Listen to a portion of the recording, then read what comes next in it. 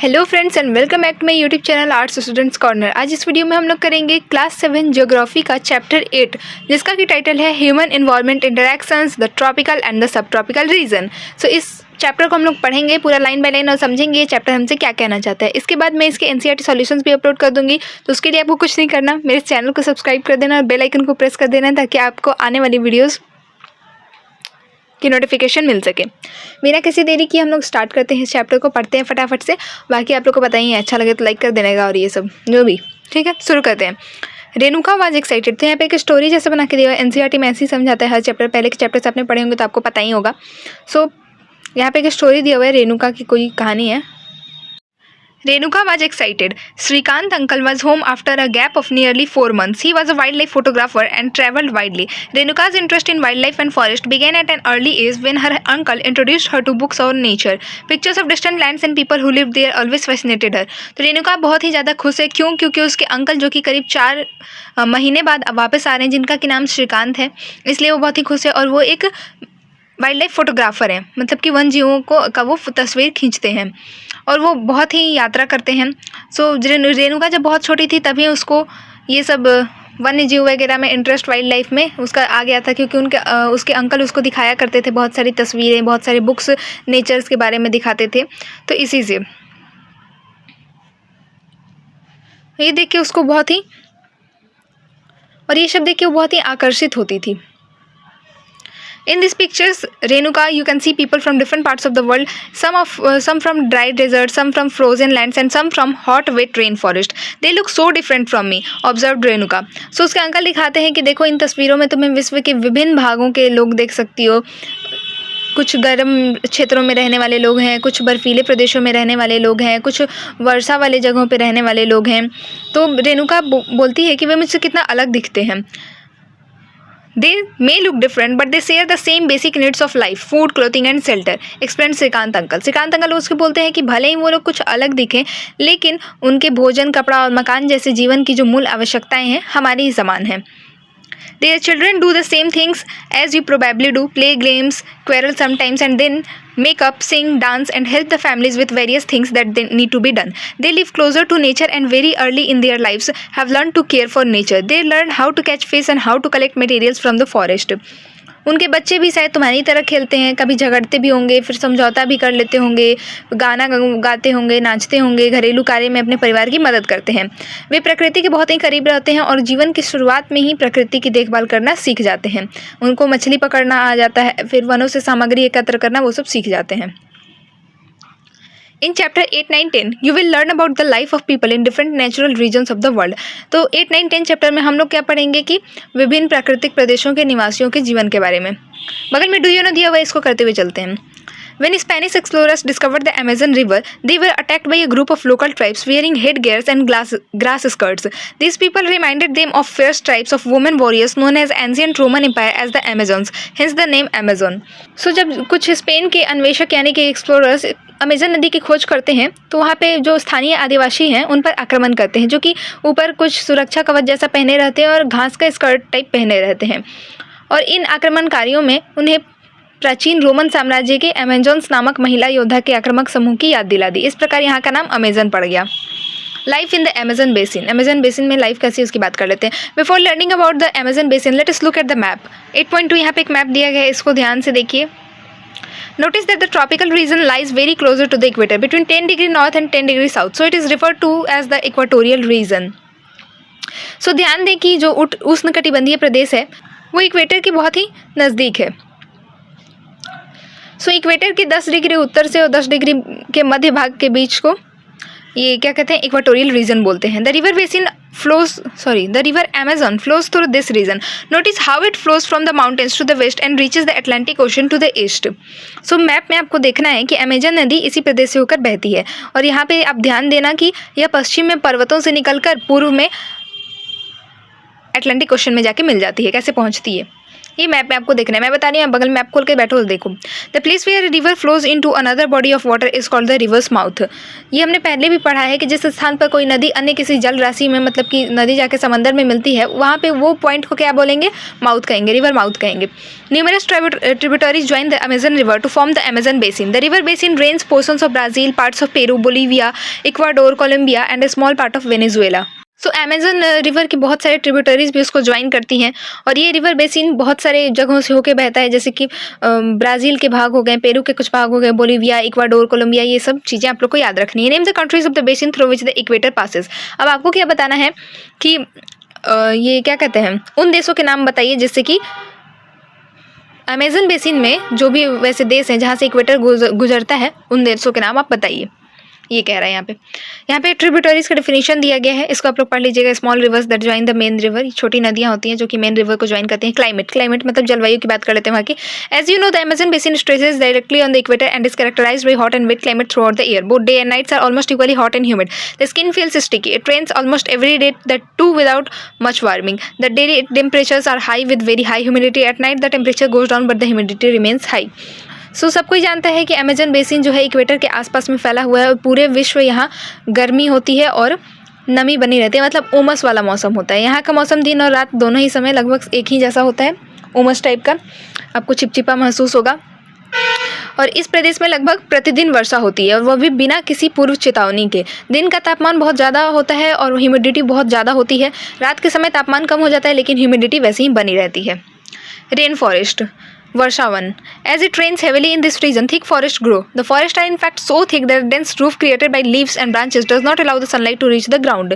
इन प्रदेशों में बहुत अधिक वर्षा होती है, इसके के कारण यहाँ की भूमि हमेशा, मतलब यहाँ की भूमि बहुत सारे पेड़ जमे रहते हैं, और वो पेड़ अपने ऊपर ऐसा रूफ बनाए हुए, इतने घने पेड़ हैं कि वहाँ क्या कहते हैं, मिट्टी तक सनलाइट का पहुँचना बहुत ही मुश्किल हो जाता है। The ground remains dark and damp. तो वहाँ की भूमि डार्क रहती है, मतलब वहाँ रोशनी नहीं पहुँचता और नमी बनी रहती है वहाँ पे। द ग्राउंड रिमेन्स, ये तो मैंने बता दिया। Only shade tolerant vegetation may grow here. Orchids, bromeliads grow as plant parasites. ये सब चीज़ें आपको याद कर लेनी है। The rain forest is rich in fauna. ये बर्ड्स के नाम दिए हुए हैं, आपको ये भी याद कर लेना है। टोकन्स, बगल में आपको ये फिगर भी दिया हुआ है ताकि आपको याद करने में आसानी हो। These birds also make loud sounds in the forest. Animals like monkeys, sloth and ant-eating tapirs are also found here. Various species of reptiles and snakes also thrive in these jungles. तो बहुत सारे reptiles के, snakes की प्रजाति भी आपको यहाँ मिल जाएंगे। Crocodiles, snakes, pythons abound. यहाँ पे बहुत सारे हैं। Anaconda और भी यहाँ पे आपको देखने को मिल जाएगा उसकी species. Besides the basin is home to thousands of species of insects. यहाँ बहुत तरह के आपको कीट पतंगे भी देखने को मिल जाएंगी। Several species of fishes including the flesh-eating piranha fish is also found in the river. This basin is thus extraordinarily rich in variety of life found here. तो ये तो आपको समझ आ ही गया होगा। People of the rain forest की बात कर लेते हैं। यहाँ के लोग कैसे हैं, वर्षावन के निवासी कैसे हैं। People grow most of their food in small areas after clearing some trees in the forest. तो यहाँ के लोग छोटे से क्षेत्र के वन के छोटे से क्षेत्र के कुछ वृक्षों को काट कर अपने भोजन के लिए वहाँ पे फसल उगाते हैं। While men hunt and fish along the rivers, women take care of the crops. They mainly grow tapioca, pineapple and sweet potato. As hunting and fishing are uncertain, it is the women who keep their families alive by feeding them the vegetables they grow. They practice slash and burn agriculture. The staple food is manioc, also known as cassava, that grows under the ground like the potato. They also eat queen ants and egg sacs. Cash crops like coffee, maize and cocoa are also grown. तो यहाँ के जो पुरुष होते हैं वो शिकार करते हैं, नदियों में जाके मछलियाँ पकड़ते हैं, जबकि जो महिलाएं होती हैं वो फसलों का ध्यान रखती हैं। मुख्यतः यहाँ पे टैपियोका, पाइनएप्पल, स्वीट पोटैटो ऐसी फसलें उगाई जाती हैं। क्योंकि मछली या शिकार मिलना मतलब अनिश्चित होता है, क्योंकि तय तो है नहीं कि आपको मिल ही जाएगा, तो ऐसे में क्या करती हैं महिलाएं, अपनी साग सब्जियाँ जो उपजाई रहती हैं उसी से परिवार का भरण पोषण करती हैं। और यहाँ पे स्लैश एंड बर्न एग्रीकल्चर का इस्तेमाल ये लोग करते हैं, मतलब ये मेथड का इस्तेमाल ये लोग करते हैं। स्टेपल फूड यहाँ का जो है मुख्य भोजन, मुख्य आहार जो है ये मैनियोक है, पोटैटो है, मैनियोक को ही कसावा भी बोलते हैं, जो कि पोटैटो की तरह ही अंडरग्राउंड मतलब ज़मीन के अंदर जमता है, जड़ होता है बेसिकली। दे ऑल्सो ईट, और ये लोग कुछ क्वीन एंड्स, एक्स को भी खाते हैं। कैश क्रॉप्स, कॉफ़ी, मेज़, कोकोआ भी यहाँ पे उगाए जाते हैं। बगल में डू यू नो में दिया हुआ है स्लैश एंड बर्न एग्रीकल्चर। मैंने पहले भी बताया था अपनी वीडियोस में। Slash and burn is a way of cultivating land where farmers clear a piece of land by then burn which not now crops are grown in this for few years. So मैं बताती हूँ इसका मतलब क्या है। ये एक तरह की पद्धति है। इसमें क्या कहते हैं, किसान पहले वृक्ष और झाड़ियों को काटकर वहाँ की जमीन को साफ कर लेते हैं, फिर इनको जलाया जाता है जिससे कि जो उनके पोषक तत्व हैं, न्यूट्रिएंट्स है, वो मिट्टी में मिल जाते हैं और फिर इस साफ भूमि पर कुछ वर्षों तक फसल पैदा की जाती है। फिर क्या है कि कुछ वर्षों तक बार बार इस पर फसल पैदा करने से इसके जो फर्टिलिटी होती है वो ख़त्म हो जाती है, मिट्टी की उपजाऊ मिट्टी नहीं रह जाती है। इसलिए फिर इस ज़मीन को छोड़कर वो किसी और ज़मीन पे चले जाएंगे और फिर वहीं पे ये सारा प्रोसेस फिर से दोहराएंगे, ठीक है। और फिर कुछ वर्षों तक छोड़ने के बाद हो सकता है वो मिट्टी फिर से उपजाऊ हो जाए, मतलब वहाँ पे छोटे छोटे वृक्ष उगाएंगे और वहाँ पे फिर मिट्टी उपजाऊ हो जाएगी, तो फिर वो लोग कुछ वर्षों बाद उस मिट्टी पे वापस फसल उगाएंगे। इस तरह से ही होता है slash and burn agriculture. The rainforest provide a lot of wood for the houses. Some families live in the thatched houses shaped like beehives. There are other large apartment-like houses called maloca with a steeply slanting roof. Varsha one में अत्यधिक मात्रा में घरों के लिए लकड़ी प्रदान मतलब मिल जाती है। लकड़ी का कोई यहाँ पे अभाव नहीं है। कुछ परिवार मधुमक्खी के छत्ते के आकार वाले छप्परों के घर में रहते हैं, जबकि कुछ लोग मलोका कहे जाने वाले बड़े अपार्टमेंट जैसे घरों में रहते हैं जिनकी छत ढलान वाली होती है। Life of the people of the Amazon basin is slowly changing. In the older days, the heart of the forest could be reached only by navigating the river. In 1970, the Trans-Amazon Highway made all the parts of the rainforest accessible. Aircrafts and helicopters are also used for reaching various places. The indigenous population was pushed out from the area and forced to settle in a new area where they continue to practice their distinctive way of farming. Amazon basin के लोगों का जीवन धीरे धीरे बदल रहा है। पुराने समय में वन के अंदर में पहुंचने के लिए नदी का ही एक उपयोग किया जाता था, लेकिन 1970 में ट्रांस अमेजन हाईवे बनने से रेन फॉरेस्ट के सभी भागों तक पहुंचना संभव हो गया है। अनेक स्थानों पर पहुंचने के लिए हवाई जहाज और हेलीकॉप्टर का भी उपयोग किया जाता है और इस प्रक्रिया के कारण वहाँ के जो मूल निवासी थे उनको उस क्षेत्र से बाहर हटा दिया गया, निकाल दिया गया है और फिर उनको नए क्षेत्र में जाके बसना पड़ा है और वे अपने पौराणिक तरीके से वहाँ पे रह रहे हैं, खेती कर रहे हैं। The developmental activities are leading to the gradual destruction of the biological. आज बहुत slip of tongue है, sorry. The developmental activities are leading to the gradual destruction of the biologically diverse rainforest. It is estimated that a large area of the rainforest has been disappearing annually in the Amazon basin. You can see that this destruction of the forest has a much wider implication. The topsoil washed away as the rain falls and lush forest turns into a barren landscape. तो ये क्या कह रहा है कि विकास की जो गतिविधियां हो रही हैं इसके कारण वहाँ की जैव विविधता जो है वो धीरे धीरे नष्ट हो रही है। ऐसा अनुमान है कि प्रतिवर्ष अमेजन बेसिन के वर्षा वन का बहुत बड़ा भाग लुप्त होते जा रहा है। आप देख सकते हैं यहाँ पे बगल में फिगर दिया गया है कि वर्षा वन के लुप्त होने से व्यापक प्रभाव भी हो रहा है। नीचे यहाँ पे फिगर दिया हुआ है, आप देख सकते हैं। वर्षा के कारण मिट्टी की ऊपरी परत बह जाती है और सघन वन बंजर भूमि में बदल जाता है। Life in the Ganga Brahmaputra basin. अब हमने अमेजन की तो बात कर ली, अब अपनी इंडिया की बात करते हैं जो कि गंगा ब्रह्मपुत्रा बेसिन जो कि हमारे इंडिया में है। The tributaries of the river Ganga and the Brahmaputra together form the Ganga Brahmaputra basin in the Indian subcontinent. The basin lies in the sub tropical reason that is situated between 10 degree north to 30 degree north latitudes. The tributaries of the river Ganga like the Ghagra, the Son, the Chambal, the Gandak, the Koshi and the tributaries of Brahmaputra drain into it. Look at the atlas and find names of some tributaries of the river Brahmaputra. यहाँ क्या कह रहा है कि गंगा और ब्रह्मपुत्रा की सहायक नदियाँ मिलकर हमारे इंडियन सब कॉन्टिनेंट में गंगा ब्रह्मपुत्रा बेसिन का निर्माण करती हैं। ये बेसिन उपोष्ण में 10 डिग्री उत्तर और 30 डिग्री उत्तर अक्षांश के मध्य में स्थित है। घाघरा हो गई, सोन, चंबल, गंडक, कोशी ऐसी जो नदियाँ हैं ये गंगा की सहायक नदियाँ और ब्रह्मपुत्र की सहायक नदियाँ इसमें मिलती हैं। अब आपको करना है कि एटलस की सहायता से ब्रह्मपुत्र की कुछ सहायक नदियों के नाम आपको ढूंढने हैं। The plains of the Ganga and the Brahmaputra, the mountains and the foothills of the Himalayas and the Sundarban Delta are the main features of this basin. Oxbow lakes dot the plain area. The area is dominated by monsoon climate. The monsoon brings rains from mid-June to mid-September. The summers are hot and the winters cool. Ganga और ब्रह्मपुत्रा के मैदान, पर्वत और हिमालय के और हिमालय के जो foot hills हैं और सुंदरबन डेल्टा इस बेसिन की मुख्य कुछ विशेषताएं हैं। मैदानी क्षेत्र में बहुत सारी ऑक्सबो लेक्स भी पाई जाती हैं। ऑक्सबो लेक्स क्या होता है, मैंने आपको बताया था, नदी जब मियांडर करने लगती है फिर डिपॉजिट जमा होते होते एक ऑक्सबो शेप का वाटर बड़ी अलग हो जाता है, तो ऑक्सबो लेक का फॉर्मेशन हो जाता है। फिर यहाँ की जलवायु मतलब क्लाइमेट मुख्यतः मानसूनी ही है। मानसून में मध्य जून से मध्य सितंबर तक बीच वर्षा होती है। ग्रीष्म ऋतु में गर्मी और शीत ऋतु में ठंडी होती है। Look at the map of India, find out the states in which Ganga Brahmaputra basin lies. Bharat का मैप देखिए आप और उन राज्यों के नाम बताइए जहाँ की गंगा ब्रह्मपुत्र बेसिन स्थित है। बगल में और एक एक्टिविटी दी हुई है, ब्रह्मपुत्र को और भी नामों से जाना जाता है, उनके अलग अलग जगहों पे क्या क्या नाम है वो आपको बताने हैं। The basin area has varied topography. The environment plays a dominant role in the distribution of the population. The mountain areas with steep slopes have inhospitable terrain. Therefore, less number of people live in the mountain area of the Ganga-Brahmaputra basin. The plain area provides the most suitable land for human habitation. The soil is fertile. Agriculture is the main occupation of the people where flat land is available to grow crops. The density of population of the plains is very high. The main crop is paddy. Since cultivation of paddy requires sufficient water, it is grown in the areas where the amount of rainfall is high. ये क्या कह रहा है कि basin क्षेत्र में विभिन्न प्रकार की टोपोग्राफी आपको देखने को मिल जाएगी। स्थलाकृति जनसंख्या में वितरण में पर्यावरण की प्रमुख भूमिका होती है और बहुत ज़्यादा ढाल वाले पर्वतीय क्षेत्र में बसने के लिए प्रतिकूल है।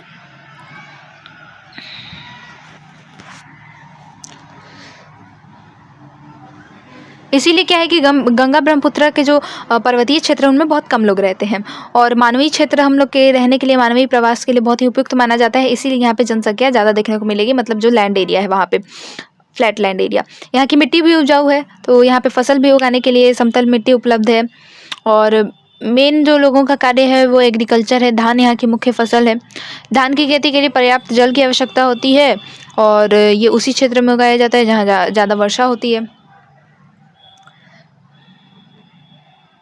Wheat, maize, sorghum, gram, and millets are the other crops that are grown. Cash crops like sugarcane and jute are also grown. Banana plantations are seen in some areas of the plain. In West Bengal and Assam, tea is grown in plantations. Silk is produced through the cultivation of silkworms in the parts of Bihar and Assam. In the mountains and hills where the slopes are gentle, crops are grown on terraces. सो यहाँ उगाई जाने वाली कुछ और फसलें हैं जैसे कि गेहूं है, मक्का है, ज्वार, चना, बाजरा, ये सब है। गन्ना और शुगरकेन और जूट जैसी फसलों को यहाँ उगाई जाती हैं। फिर मैदान के कुछ क्षेत्र में केले के बागान भी देखे जाते हैं। पश्चिम बंगाल और असम में चाय के बागान भी देखे जाते हैं। बिहार और असम के कुछ भागों में सिल्क के कीड़ों का भी मतलब क्या बोलते हैं, सिल्क को भी प्रोड्यूस किया जाता है। फिर जो ढलान वाले पर्वत और पहाड़ियों वाले इलाके हैं उसमें terrains in the mountains crops are grown on the terraces, तो उसमें टेरेसेस पे क्रॉप्स को उगाए जाते हैं, terrace farming. The vegetation cover of the area varies according to the type of landforms. In the Ganga and Brahmaputra plain, tropical deciduous trees grow along with teak, sal, and peepal. Thick bamboo groups are common in the Brahmaputra plain. The delta area is covered with the mangrove forest. In parts of Uttarakhand, Sikkim, and Arunachal Pradesh, coniferous trees like pine, deodar, and fir can be seen because the climate is cool and the slopes are steep. सो बहुत सारी भू आकृतियों के अनुसार यहाँ पे wild life में, वनस्पतियों में भी बहुत सारी विभिन्नता पाई जाती है। गंगा ब्रह्मपुत्र के मैदानों में सागवान, साखू, पीपल के साथ साथ आप कुछ और भी पेड़ पाए जाते हैं। Deciduous trees, tropical deciduous trees भी पाए जाते हैं। फिर ब्रह्मपुत्र के मैदानी क्षेत्रों में घने बांस के घने आपको बांस के झुरमुट देखने को मिल जाएंगे। डेल्टा क्षेत्र मैनग्रोव वन से घिरा हुआ है और उत्तराखंड, सिक्किम और अरुणाचल प्रदेश की ठंडी जलवायु और बहुत ज़्यादा ढाल वाले भागों में आपको चीड़, देवदार, फर ऐसे कुछ पेड़ आप लोग को देखने को मिल जाएंगे। Do you know terraces are built on the steep slopes to create flat surface on which crops are grown? The slope is removed so that water does not run off rapidly. टीरेस, यहाँ टीरेस की बात की गई है। टीरेस को हिंदी में बोलते हैं वेदिका का निर्माण खड़े ढलानों पर समतल सतह बनाकर खेती करने के लिए किया जाता है और ढलान को इसलिए हटाया जाता है कि जल का प्रवाह बहुत जल्दी ना हो सके, तीव्रता से ना हो सके। There is a variety of wildlife in the basin, elephants, tigers, deers, ये सब याद करने वाली चीज़ें एकदम याद कर लेना है। वन हॉर्न राइनोसरस, ये सब कुछ पाए जाते हैं ब्रह्मपुत्र प्लेन में। डेल्टा एरिया में बंगाल टाइगर, क्रोकोडाइल्स मिल जाएंगे। एक्वेटिक लाइफ में ये सब कुछ आपको most popular varieties of fish, rohu, katla, hilsa, ये सब मिल जाएंगे। Fish and rice is the staple diet of people. उधर के जो लोग हैं उन लोग का मेन भोजन क्या है? बंगाल में आप लोग देखते होंगे लोग मछली भात खाते हैं, ये इनका मेन भोजन है।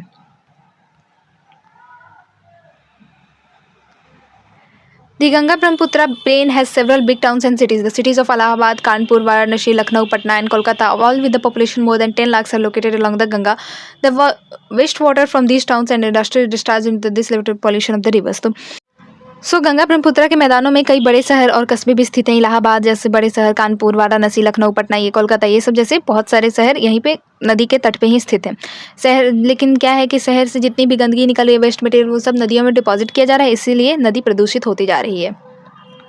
All the four ways of transport are well developed in the Ganga Brahmaputra basin. In the plain areas, the roadways and railways transport the people from one place to another. Waterways is an effective means of transport, particularly along the rivers. Kolkata is an important port on the river Hooghly. The plain area also has large number of airports. So basin में यातायात की सब चारों साधन उपलब्ध हैं। आप देख सकते हैं कि गंगा ब्रह्मपुत्र बेसिन में यातायात के 4 मार्ग सुविकसित हैं। मैदानी इलाकों में लोग सड़कों का, रेल मार्ग का उपयोग करते हैं एक स्थान से दूसरे स्थान तक जाने के लिए। नदी के तटीय क्षेत्रों में जल मार्ग का यूज़ किया जाता है। कोलकाता के हुगली नदी पर स्थित एक बहुत महत्वपूर्ण पोर्ट है। फिर मैदानी क्षेत्रों में कई बड़े हवाई मतलब कि एयरपोर्ट्स भी हैं। Do you know to conserve the river Ganga? Namami Gange program has been initiated. Ganga नदी के संरक्षण के लिए नमामि गंगे करके एक कार्यक्रम को शुरू किया गया था। Tourism is another important activity of the basin. Taj Mahal on the banks of river Yamuna in Agra, Allahabad on the confluence of the rivers Ganga and Yamuna. Buddhist stupas in Uttar Pradesh and Bihar, Lucknow with its Imam Bada, Assam with Kaziranga and Manas with wildlife sanctuaries, and Arunachal Pradesh with a distinct tribal culture are some of the places worth of visit. So पर्यटन इस basis की basin की एक महत्वपूर्ण क्रिया है। आगरा यमुना नदी के किनारे स्थित है ताजमहल, इलाहाबाद में गंगा और यमुना नदी का संगम, उत्तर प्रदेश और बिहार में बौद्ध स्तूप, लखनऊ में इमाम बाड़ा, असम का कजीरंगा और मानस वन्य प्राणी अभयारण्य, और अरुणाचल प्रदेश की कुछ विशिष्ट जनजातियाँ, संस्कृति, ये सब टूरिस्ट प्लेसेज हैं। अगर आप कभी घूमने जाएँ तो ये सब चीज़ें जरूर देखिएगा। यहाँ पे हमारा चैप्टर खत्म होता है। मिलते हैं नेक्स्ट वीडियो में एनसीईआरटी सॉल्यूशंस के साथ। तब तक के लिए स्टे ट्यून्ड।